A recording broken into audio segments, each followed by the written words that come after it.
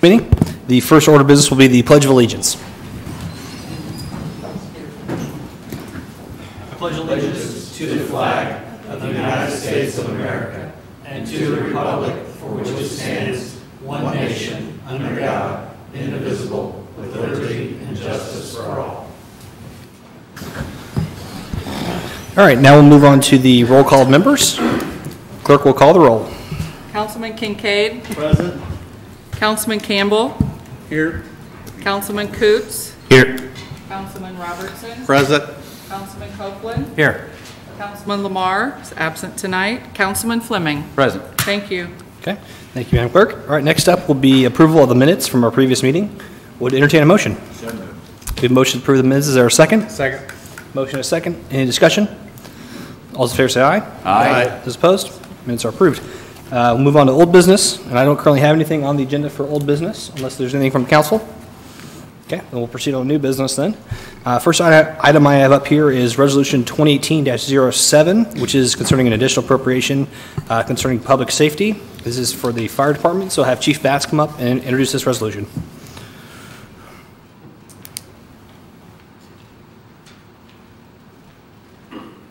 Good evening, everyone. The additional request is for two projects. The first project is the Boone County Locution Radio Interface Project, and locution is a proper name for automated dispatch. Automated dispatch is used to suppress the amount of time it takes for a dispatcher to receive the call and get it dispatched.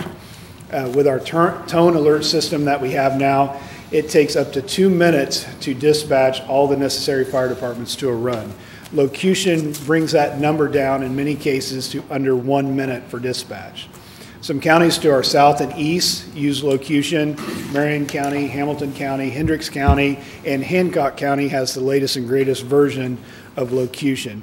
And this is a public safety project that was brought to the Boone County Fire Chiefs from the Whitestown Fire Department. And then I was tasked with breaking this down on a good way to pay for it.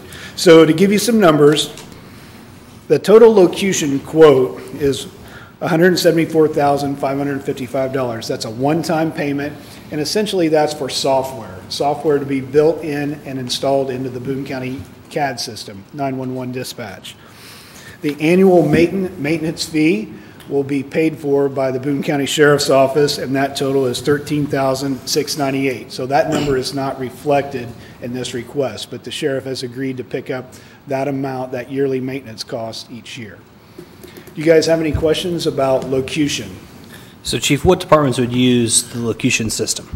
It's exclusively for fire and EMS because we are tone-based on how we receive our calls. Police units are dispatched just through the 800 system through the radio. I mean, of course, the sheriff is picking up the tab for the maintenance because Boone County Dispatch, of course, under the Sheriff's Department as well, too, right? Say that again, I'm sorry. The Boone County Dispatch would use it. Yes, right. Boone County Dispatch will be using it, and it's going to be a great tool for the dispatchers. It will allow them to receive the call, type in the address, and instead of going through each department and toning them out per apparatus, they can use an apply button through the locution, and then automatic dispatch takes over, will dispatch the necessary units. And while that's going on, that 2 minute time frame, the dispatcher can be moving on to other tasks that are needed during that emergency. Okay. Any further questions from council concerning the locution portion? Yep. The second part of the request is we would like to replace a 2003 support vehicle. We use this support vehicle to do field inspections and investigations. This is for a 2018 Ford Explorer. We received two quotes, one from Gene Lewis Ford, the other one from Bill Estes. The Gene Lewis Ford quote is for the $27,473. This is not an emergency response vehicle, or is it a take-home vehicle? This is just going to be a special services vehicle used to do field inspections and investigations. It will have graphics on it for Lebanon Fire, but it will not be used for emergency response. Did you bring the pictures of the vehicle we're replacing? You should have. It would have helped your I case. did not bring those pictures. I did share those with council. It's a retired police car for all practical purposes, missing a lot of paint and a few dents, and it really needs to be put out of its misery. And we're starting to incur a lot of costs maintaining it. So it was time to make a change and put our best foot forward. Because this is the vehicle that goes to every construction site in town, Yes, inspections. this is parked in front of our businesses in the city of Lebanon, and it will be the new vehicle will be a good representation for our city and department. Any questions for Chief? From the Will it be council? used as a trade-in? Excuse me? The 2013 vehicle, will you use that as a trade-in for this other vehicle? The To get rid of 2003, it? Yeah. we're going to take it to surplus. Huh? We're going to take it to surplus, just because it's basically worth nothing on a trade-in Okay. towards the Ford Big- Explorer. You're going to cut it up out at the training grounds. Okay, I was going to say. And this is, and just to clarify too, this is not a lease, this is a This is outright a purchase because it will be a very low mileage vehicle. It's only going to be used for inspections and investigations, so it's not going to be racking up a lot of miles for daily use. Will it be equipped, though, with radios and things like that still? Yes, it will not have an installed radio. The firefighters and inspectors that will be using it will be carrying a portable. It will have graphics on it, but no lights and sirens. Okay. Any other questions for Chief? No, sir. Okay, this was noticed as a public hearing as well too, so at this time I will open the public hearing on Resolution 2018-07. If you have any thoughts, comments, concerns, questions, please feel free to step forward to the microphone and have them your concerns be heard.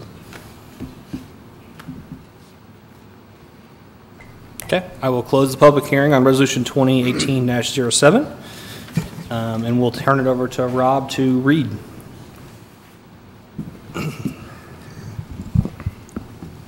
Thank you, Mayor, Council. Again, Resolution 2018-07 is for an additional appropriation. It's to appropriate funds for a fire inspection and investigation vehicle in the locution system. The following sums of money are hereby appropriated out of Fund 105, the Lit Public Safety, and that is in the amount of $63,123. Resolution has been read. Would entertain further discussion or motion.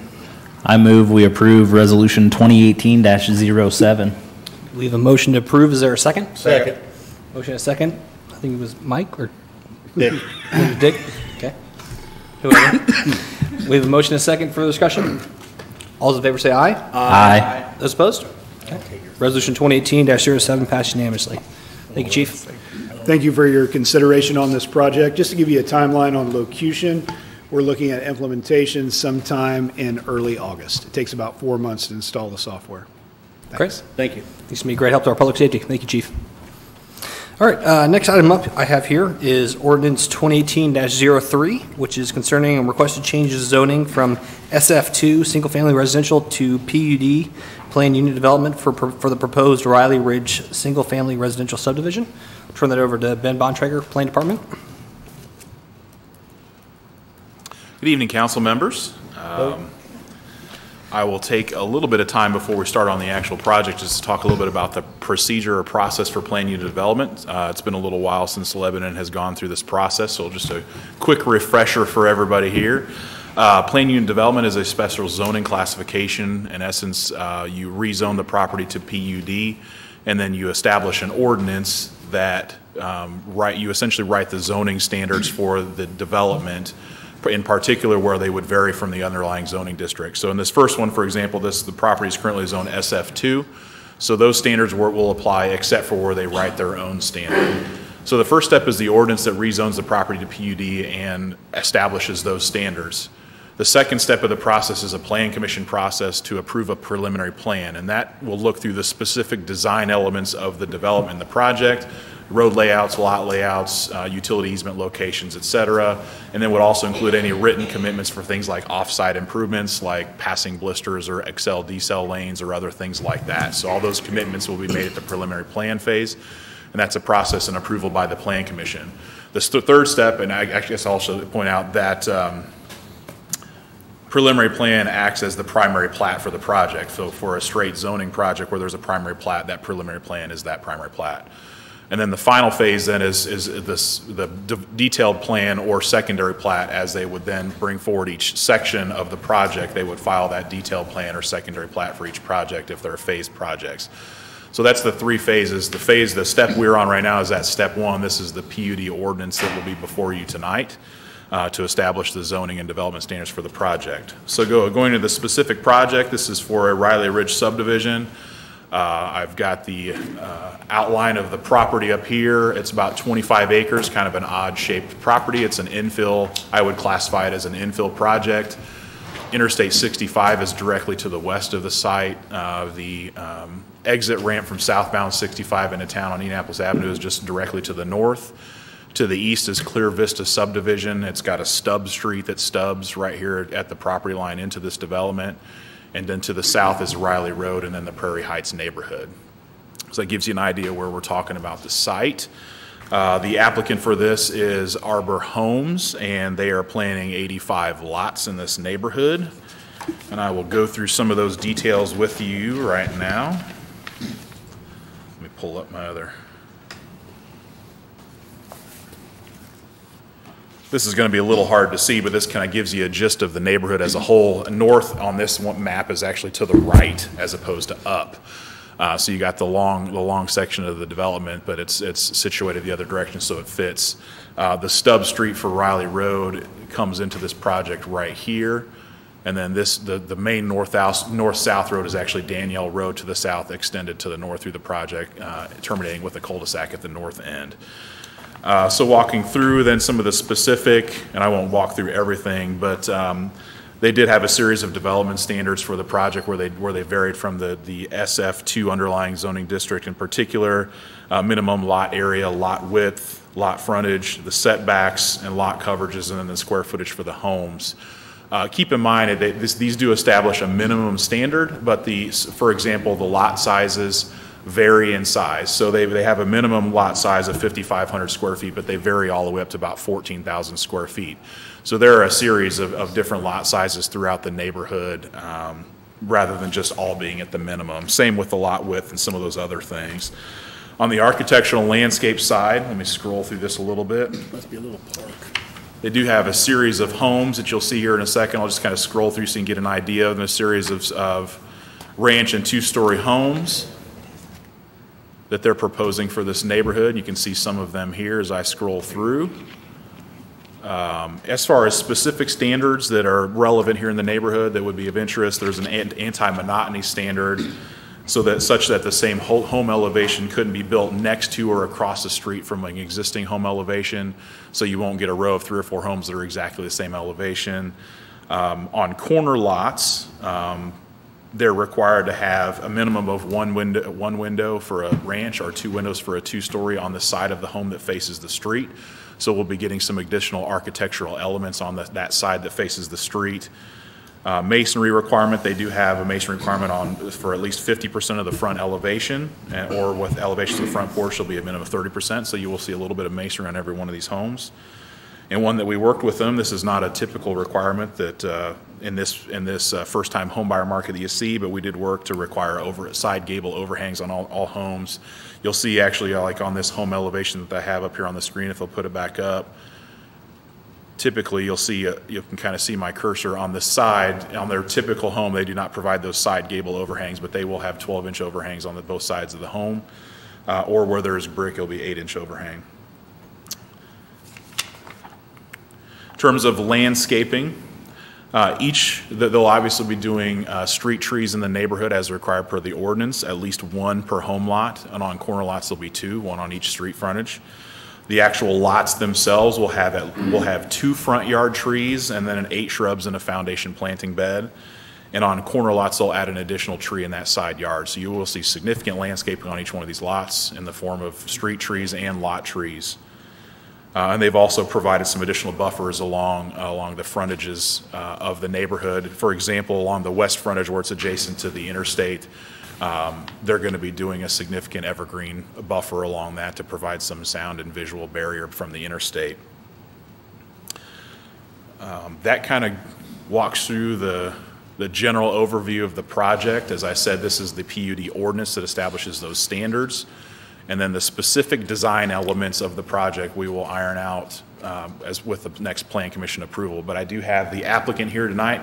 He can try to fill in any details I might have missed on the overall project or talk a little bit about the developer itself, and then we can answer any questions you might have. Great. Good evening. My name is Paul Munoz. I'm the entitlement manager for Arbor Homes. Here tonight, normally I have a pretty decent sized presentation to give, but Ben does a pretty good job stealing my thunder on most of that. So I do want to say that we really are excited about this project. I think it's a good partnership for us to be here in Lebanon and providing this product to you guys. And I'm really looking forward to the project. Do you have any questions regarding? What's the price range on the homes going to be?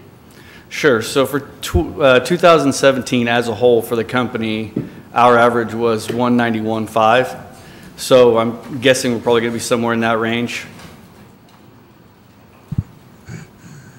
The neighborhood to the east, what type of barriers are you going to put in there for those existing or current homeowners?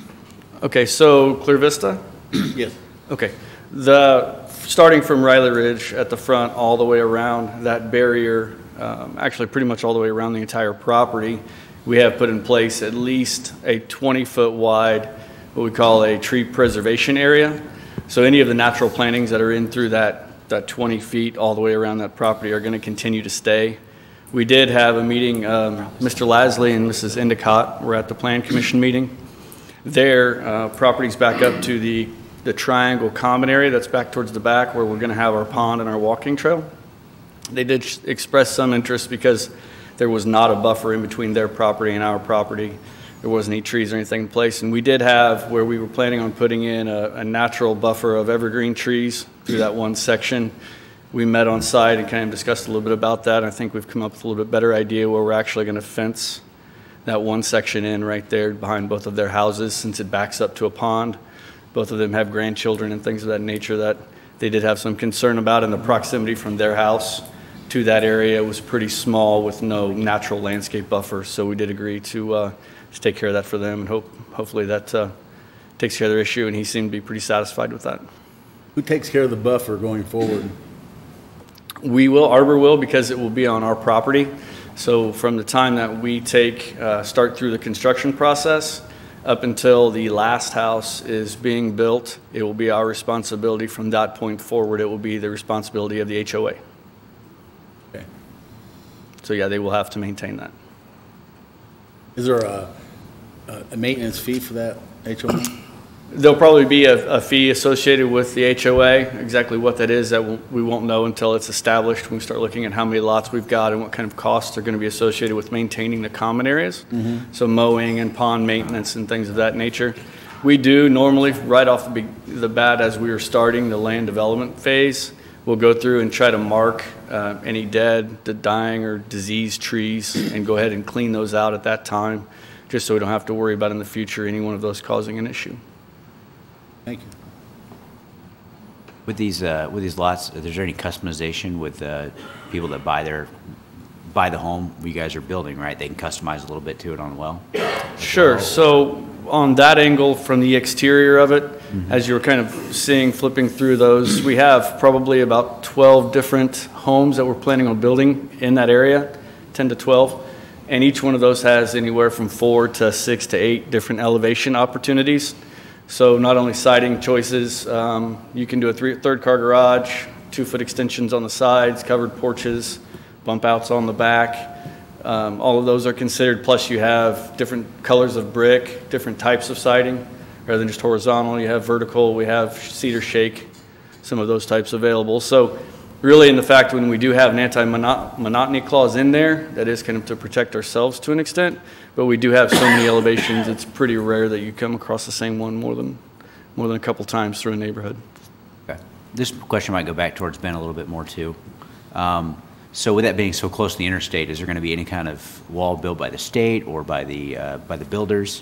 What are we looking at as far as sound barrier from the interstate? Yeah, we actually talked about that with Clear Vista. They came in and met with us just to walk through some questions they had, whether, because the sound barrier right now ends just a little bit south of this property, one that's already up. So we had expressed interest in contact, I mean, we'll contact NDOT and talk to them about that, but it would be NDOT's responsibility to extend that to the north. Typically, they do that when there is development in the area, but it would not be the responsibility of the developer to put that up. Okay. So along, just a quick note on that, along that one area, we do have a 30-foot tree preservation area. So although there's not a lot of natural trees in that area, we are going to try to keep as many of those as we can. And then we will have a mound, normally about 3 to 4 foot in height, where we plan on planting evergreen trees. It's a little hard to describe, but we're going to alternate them, about 15 foot on center. So you'll actually have 2 rows of evergreen trees that will run down through there, alternating back and forth. Pretty good. Over time, they'll eventually be able to provide for some sound barrier in that area. Okay, that's fine. What does the build-out timeline look like for you guys? We're expecting probably 3 to 4 years, where I think as of right now, the way the utilities coming into the neighborhood run and where we have to hook into the sewer system, it's probably all going to be built in one phase to start off with. There wasn't really a good stopping point in between to try to do 2 phases. So most likely it'll all be built in one phase, and we're expecting probably 3 to 4 years. Okay. Any further questions from council? Does Arbor use local contractors, or do you have your own crews?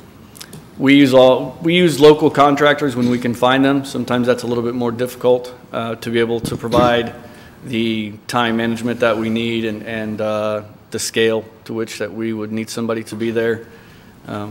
It does take a lot when you have so many houses going through construction at one time, but it all depends on the area, and if we're able to find somebody, we're always willing to look, yes. You allow private contractors to buy a lot and build a house to sell? We do not. Okay. Yeah, we develop all of our own lots. Okay. What's the square footage range for your houses? I think I'd have to look on the PUD, but I think we are 1,400 or 1,600. 1,200. Quick for you, I apologize. 1,200. Oh, ranch homes, it's 1,200, and 2-story homes, it's 1,600 at a minimum. We do offer up to 3,400, I believe, with the bump outs. Thank you. Now, Ben, just to clarify what is being asked of us tonight in ordinance 2018-03. So this would approve the rezone of the area, or this approves the actual PUD standards for it? This would be approve the rezone to PUD and the development standards attached to the PUD ordinance. Okay, so we're not just changing it from SF2 to PUD, it's also saying in these are the standards of the development as well. That's correct. Okay. And this is just the first reading tonight, it's expected. Right, Yeah. yeah. And then my question to you, and you and I talked earlier, if by chance anything is written in this ordinance, we can enforce what's in this ordinance. That's correct. It won't necessarily be exactly what the covenants would say. Yeah, the covenants will be 'Cause much we more don't detailed. enforce the covenants, right? Yeah, we do not enforce covenants, but we Right. can enforce anything But in the everything ordinance. that's in here, we can enforce. Correct. Okay. Okay. I will open this up for public comment. If there's any questions, concerns, comments, please step forward, state your name, and then address, and you can address the ordinance. Can you guys put that map back up there? Sure. My name's Chuck Hunt. I live at 1624 Riley Road. Hold on a second, Chuck, they probably can't hear you. Just 1 second. My name's Chuck Hunt. I live at 1624 Riley Road. We own the property that is just east of the development right off of Riley Road. We're probably going to be the most impacted as people come down that street. I asked this question the other day and I really didn't get an answer. I've got a row of mature trees in a fence row, which is on their property. Are they going to maintain them? Are we going to fence it? I want to know what's going to be done to keep people out of my yard. I've got 2 acres there. I've got a lot of ground back in the back. We've had problem before in the past. I've got it pretty well controlled with Clear Vista keeping their kids out of there because I don't want to see them get hurt. They get hurt, they're going to sue me, and that's not going to be good. That's what I need to know. How do you keep kids from Clear Vista off your property now? I've talked to their parents. Okay. Called the police once. They were good. They responded, come down, talk to the kid. You know, most of them's little kids, but you know, there's a fence back here. It's an old rusty fence. You know, they were climbing through it. Now, some of it's been cut out. But, you know, it's just not, I don't have anything against kids. I just don't want to see them back there getting hurt. Okay. Like say when we first moved in, we had a little bit of a problem. Not since. You know, we try to be neighborly, try to be good neighbors. And I think we are good neighbors, but that's my concern. Chuck, is that the fence on the north side behind Clear Vista? That fence is on the east side. I'm sitting on the east of the project. As you go down Riley Road, I'm the last house on the right-hand side before you get in. Map back up again? Yeah, can you pull that map up? No, I want to see this one. Okay, which one are you on that map? It's the one that says, Is this one where the hand is right now? Okay. Right there. Okay. So Clear Vista there to the north. Yes. You got a fence there, and you got a fence that runs down the west side? It's an old farm fence. Okay, you got a fence that runs down the west side too? Yes. Okay. No, well, no, yes, the west side, I'm sorry. Okay. And you got a row of trees right there too, right? Some good, some bad. I mean, it's an old fence road. There's some scrub trees growed up in there. There's some things that are probably not desirable, but there is some good mature trees in there also. Well, I think what he was talking about was the good trees will stay, the bad trees will be taken out, and there'll be trees added all the way down through there. That's not going to keep kids out. Well, you've already got a fence there now, right? Are you going to keep the fence? I mean, it's all going to stay. I don't know why he couldn't just keep the fence and, Well, the fence is on your property, not his. Most of the fence is pretty deteriorated. I mean, it's an old farm fence. It's been there probably 60, 70 years. Yeah. Is the fence on your property or his? The fence is on his property. Okay. Oh. Then, If it was on my property, we wouldn't be here because they wouldn't be taking it. But I just want to know what kind of barrier is going to be between their houses, which are going to be butting up the backside. That's a natural place for kids to play, is their backyard, into my backyard. That's my question. And I know you talked about fences with the Endicotts and the Lasleys, and I don't have a problem with that. I just would like something to be there besides evergreen trees. I was a kid once. My dad caught me in places I shouldn't have been. so if Arbor owns that property and it's an old dilapidated fence with trees that are not so good, Some are good, some are bad. they'll probably remove that fence. I would assume that you would never leave an old dilapidated fence on new property, on Probably. property that's building a new project. I can speak to that in a second, yes. Okay. I'll speak to it in a second. Yeah, okay, yeah. So I don't know what Arbor wants to do regarding Okay. that, but I would assume that they'll take that old fence out. Well, I mean, I would assume so. Yeah, yeah. Any other concerns, Chuck? Nope. Thank you. Thank you, sir. Any other comment? Questions? want him to respond. He was going to respond. Yep. Paul, if you want to sit back up. So to speak to the fence and that tree preservation area, if it is in a dilapidated condition, we will probably look to remove it just for sheer safety measures for the people in the neighborhood. Anything that's the natural trees, that's probably not a scrub tree or dead or dying or diseased, we will make sure we keep it also.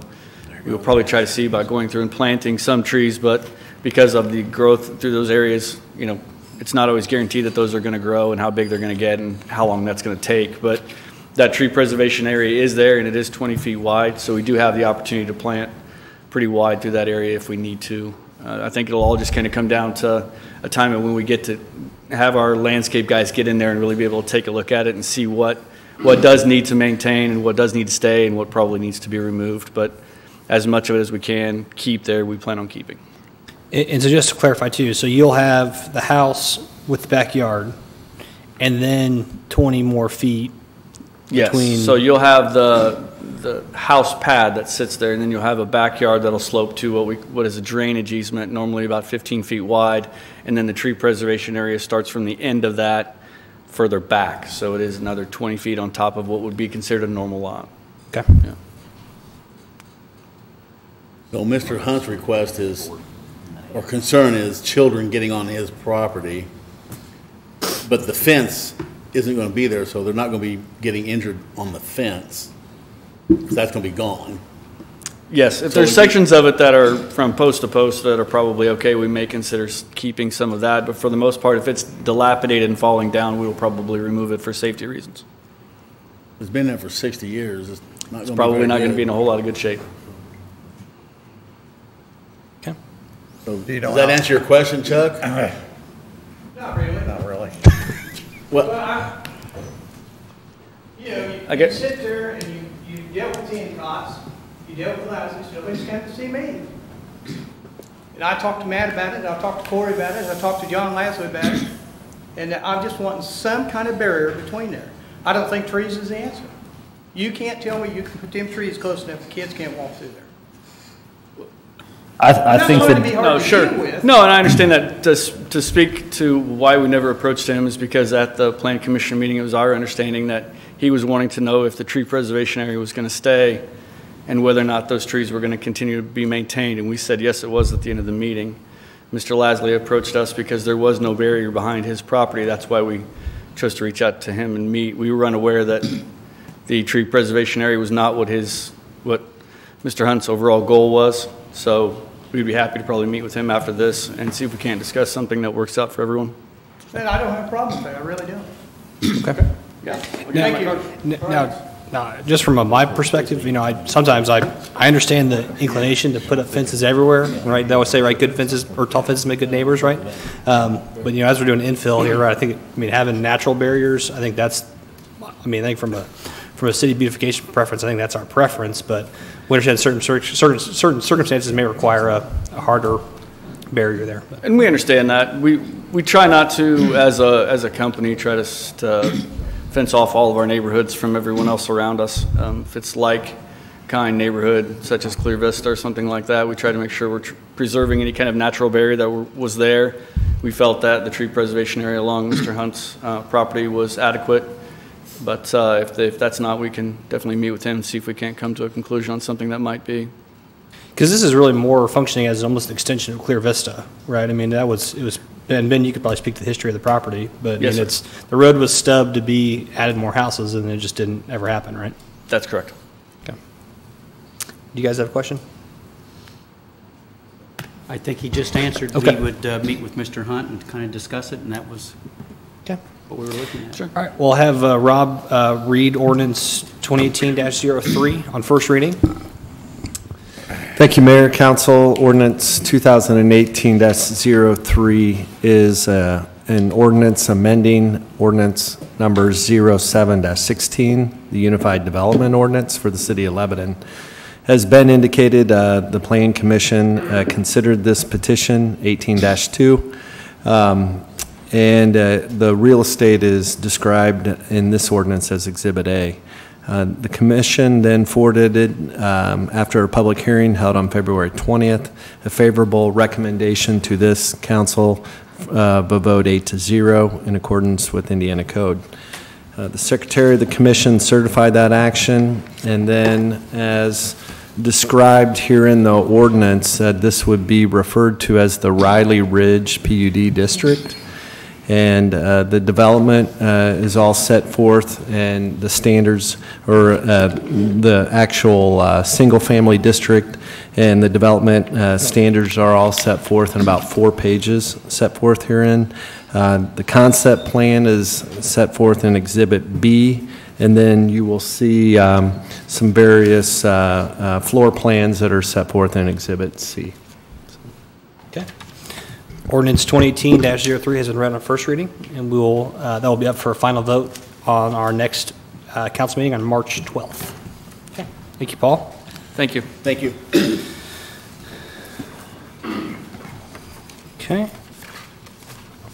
And next item we have up here is ordinance 2018-04 concerning requested change of zoning from SF1, single-family residential, to PUD, planned unit development for the proposed Sunbrook, single-family residential development. Hey, Mayor, real quick, Yes. just to clarify on the last one, are we hearing that on the 12th or on the 5th? On the 12th. The 5th is a special meeting that's only going to be related to Project Swashbuckle. Okay.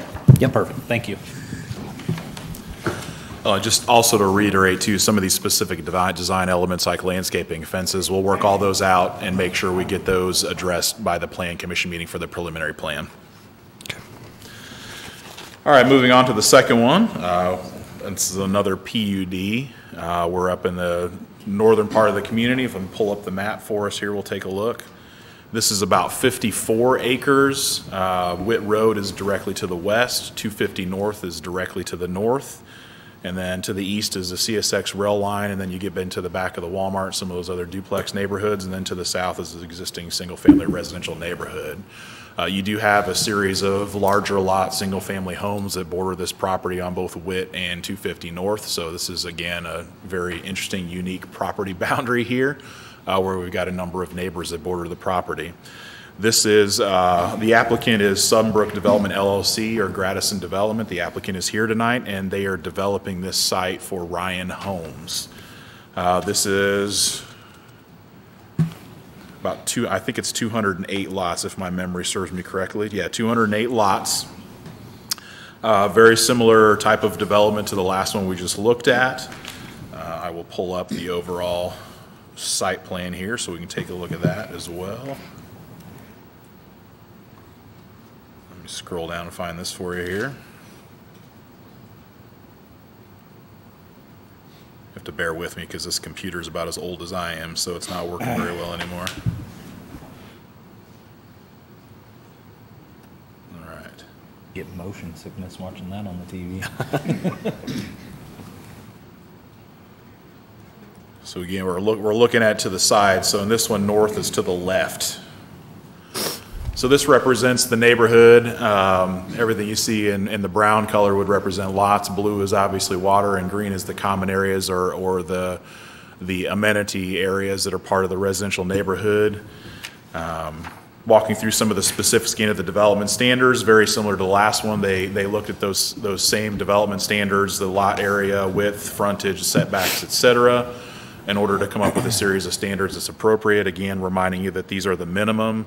So, for example, minimum lot area is 5,000 square feet. About 10% of their lots are close to that minimum, but they also range up to, I believe, 14,000 square feet in this neighborhood. So, again, you have a range of lot sizes and lot shapes in this neighborhood. Homes will range in square footage similar to the last one we looked at. The smallest is a ranch home that's about 1,200 to 1,400 square feet, ranging up to well over 2,000 square feet. Walking through some of the specific architectural and landscape standards, again, you're going to see a lot of similar things to the last one because they're fairly similar in the way that we looked at these. Again, that anti-monotony requirement is here. A little bit more relevant here because I think they have five home floor plans, each with 2 elevations. So you don't have quite as many options as the last neighborhood. So the anti-monotony does say that anything next door or across the street from cannot be the same front elevation. Again, on corner lots are required to have at least a minimum of 1 window. And as I talked to the developer, they only have two home plans that have windows on the side elevations. So those would be the 2 home plans that would be eligible for being built on a corner lot.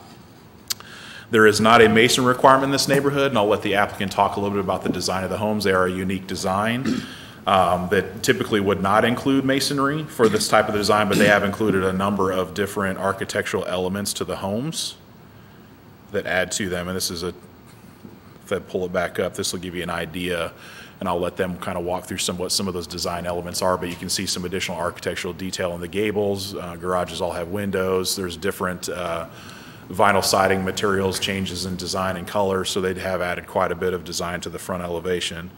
Again, we work with the developer, and this, again, like I said before, in the price range, you don't typically see side gable overhangs, but we did work with the developer to get a commitment of 8-inch side gable overhangs on all homes. And then the landscaping requirement, again, you will see at least 1 street tree on every lot, 2 on corner lots, and they have proposed 1 front yard tree and 8 shrubs and a foundation planting bed in the front, and on corner lots, there'll be an additional tree and 8 additional shrubs in the side yard. So again, you'll see significant landscaping both along the street and in the yards for all of these homes.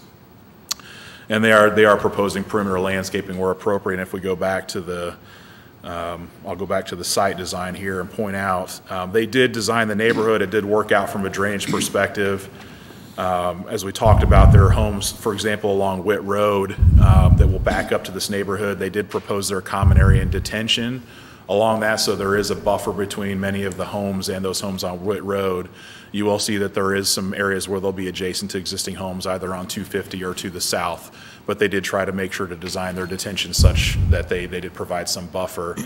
Another element that they will add, and the applicant can talk a little bit more about this large common area to the south, this kind of odd pie-shaped lot, they've proposed to do basically a nature preserve with a walking path through it, so something that will remain natural and be an added amenity to the neighbors in this neighborhood, and then more of an active recreational amenity in this common area, playground or something like that. So they are providing some amenities for the neighborhood in here for the 208 lots. So that's the quick and dirty of this neighborhood, and the applicant is here to fill in some of the details, and we can answer any questions you might have. Ben, quick question for you. Yes, sir. That recreational area on the southeast side of the property, will that remain with the homeowner association and not the city? Yes, that will be a common area that's maintained by the homeowners association. Thank you. Ben? Yes, sir. The area that's up on the east, southeast corner, that. Yes. Is that going to have trees on it? I believe there are some trees that wrap around it, but it's an ag property right now, so they would be planting the nature preserve in that area. So they will plant a variety of trees? Wildflowers. It'll end up looking like prairie grass once it's built up. He may have a picture of it. Yeah. Right. He's got some pictures if we need to pull it to show some examples of what that looks like. Okay. Didn't see limits, no. Good. And also just geographically, if you can confirm for me, Ben, that the green space leading into the common detention, that's that area that has the drainage culvert already, correct? Yes, yeah, that's the regulated drain running through there. Okay, and then that's probably going to help in that area. Yes, I think I always suggest to folks that, where you've got ag land like this, if they're building a residential neighborhood, the drainage afterwards is going to be better than what it is now, because they're required to meet all of our drainage standards from both the city and the county. So it's actually going to be a better situation because they're detaining water as opposed to letting it run off like it does now. Okay, perfect. Thank you. Good evening, members of the council. My name is Adam Mears. I'm with Gradison Land Development. This is our project. We're happy and excited to be here. I know about 8 months ago is when we first reached out to Ben and Kevin and met with the mayor, and been moving forward ever since that first meeting in June of last year, and excited to be at this point. I'll just show you, just since you brought up, and a lot of this stuff I think regarding the prairie restoration we'll be able to go through more in the next stage of the planned development stage. But this is some examples of what we envision down in this area. Again, a walking path, prairie grass, as Mark Radisson, who was here at the Plan Commission meeting, kind of described. These will grow up to about 3 feet around the path, so it really is going to deter people down in that corner. They're not going to really be able to get out of that walking path. The walking path's going to stay inside the middle of that area. It'll be a nice, I think, a really nice amenity. And again, we feel like this is really going to deal with that large, kind of strange open space down in that area. As Paul said earlier regarding Arbor, Ben did a great job introducing this. I'm happy to answer any questions that you have. Unlike Arbor, we're developing this for a different builder, Ryan Homes. We develop it, we set up the homeowner association, we manage the property. Again, similar to Arbor, as the developer, we're in charge of the maintenance of all the common areas until it's turned over to the homeowner association, then they will take that over. But until that happens, we're all in on maintaining the common areas. This project, again, 208 homes. It'll be 5 sections, and will likely be hopefully 5-year project, if not quicker than that. So again, I'm here to answer any questions you may have, and happy to address anything. The Arbor was putting 2 trees per lot. You're putting 1 tree per lot. Is that just a personal style or? Yeah, there'll be one street tree out front and then one, I think, is it a shade tree? More or less, I think. I just have to look at that. But yes, that's what we committed to here, was the one tree and then the one street tree. So they'll be separated, so as you're coming down, there'll be what appears to be two trees on each lot, but one will be on the street and one will be up front. Oh, okay. A shade tree up front. So the street tree is between the sidewalk and the street? Correct. And then a shade tree up at the front of the house. Okay. Mm-hmm. Arbor had one tree, Arbor did. One thing just to bring up, and I believe it's already kind of in conversation, 250 North. I know we have some additional planning going on from the city side based not only on this development, but just on current traffic loads. So I don't know if Ben or Kevin or anybody wants to speak to that a little bit.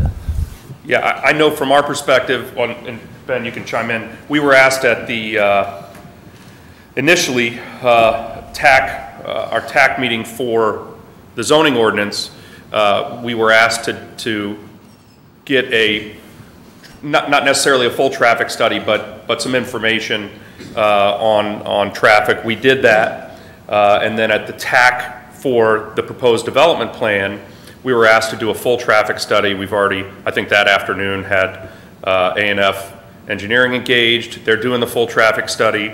Okay. So we'll do what we need to do. This is certainly, everybody knows it's a unique area because there's no right-of-way. Right. So one of the commitments related to the development plan is that we make a good faith effort to go try to get some right-of-way. I have personally knocked on doors, told people, hey, we'd like to have some right-of-way.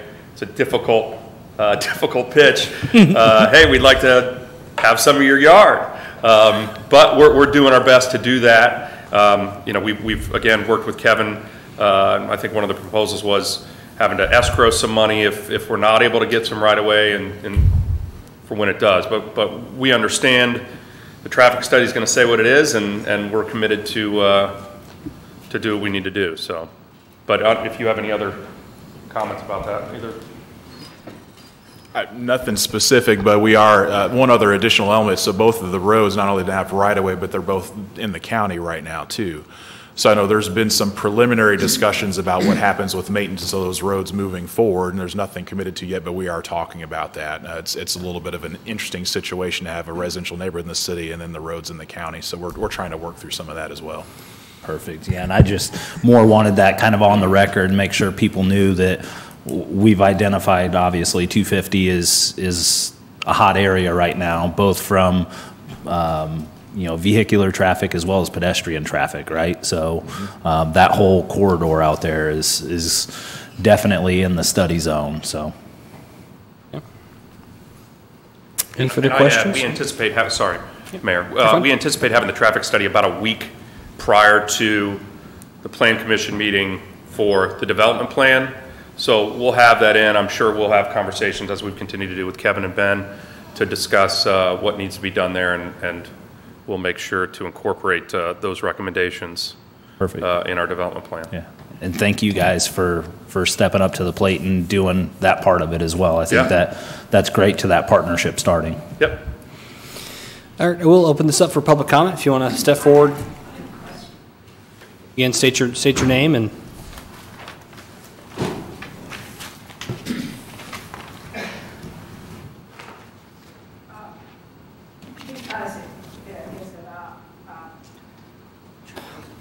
Hold on, Sandra. They can't hear you till you get to the microphone. I'm Sandra Breedlove, and I live on 300. And I understand that there's going to be letters sent to the people in that area about the traffic study. It sounds like it's kind of coming up pretty close, that it's going to be finished. Is that right? Let me clarify what Ms. Breedlove is referring to as a different study. So these are two different studies. She's referring to the interchange study we're doing up in the 300 North area. They're doing a traffic study specific to their development, what impacts their development might have on surrounding areas. So those are two different studies. Their study will be completed in the next 2 weeks or so, 2 to 3 weeks. We're just starting the process on the interchange study, and that's going to be several months in the making.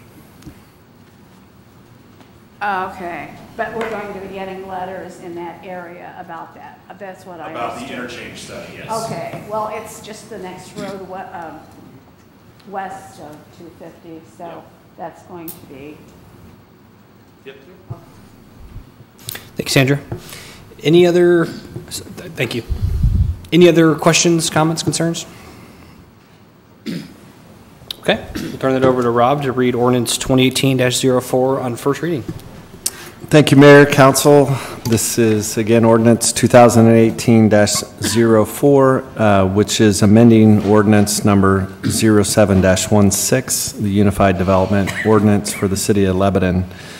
And as previously stated in the prior ordinance, the Plan Commission considered a petition. In this case, it's docket 18-3. Which was an amendment to the Unified Development Ordinance and to the zoning map, which is all described in Exhibit A of this ordinance for you. The Commission forwarded docket 18-3 after a public hearing was held on February 20th to the Council with a favorable recommendation of a vote 8-0 in accordance with Indiana Code.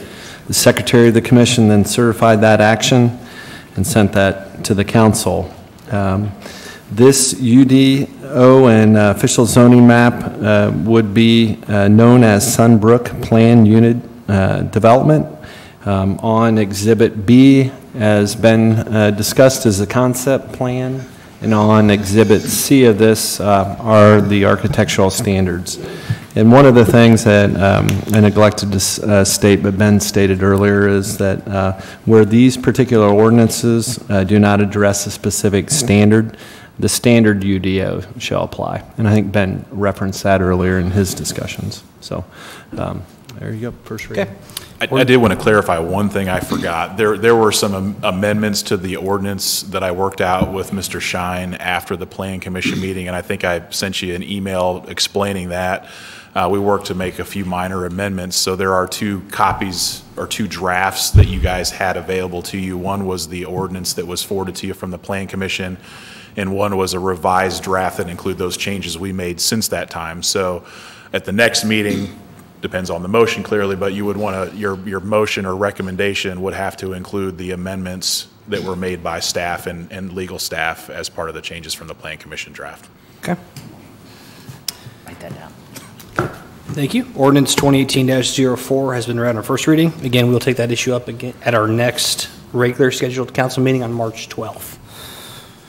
Okay, that concludes my agenda from new business. Is there anything from council? No, sir. Okay, any announcements anyone would like to make? Okay, with that, move on to claims then, and we'll entertain a motion.